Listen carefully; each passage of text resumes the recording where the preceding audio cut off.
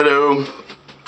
A few things about Asperger's that I think people don't understand, and I wanted to get straight with some people that maybe are kind of aching to understand Asperger's a little bit better. Though Asperger's people might already know all these things anyway. But, okay, Asperger's people are very literal.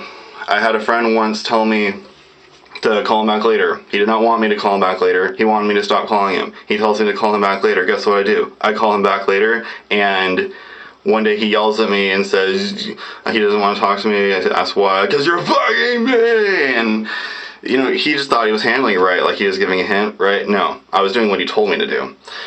And, okay, hint.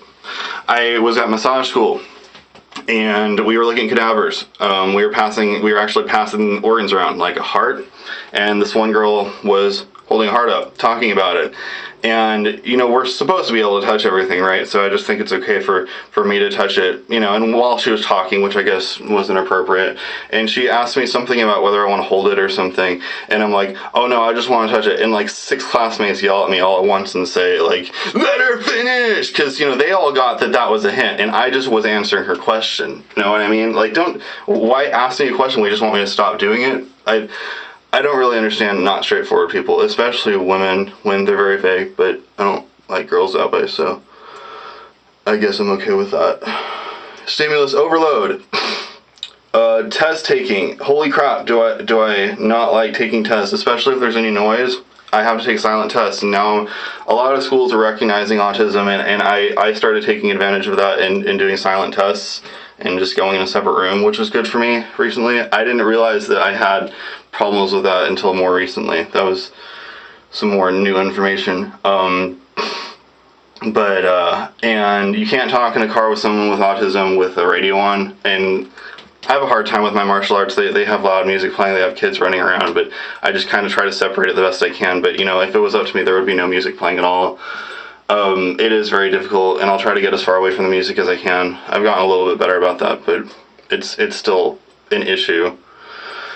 And I'll always nicely ask someone if they can just turn the car music off, because that's difficult for me to pay attention to them, especially if it's in a car. And OCDs. My mom would kind of avoid things instead of talk about them when she was embarrassed. She's like a proud Christian woman, I noticed. And if she was really embarrassed about something, she wouldn't want to talk about it, and she'd just avoid talking about it. And for me, it's like I never get resolution, and then I'd want to talk about it again.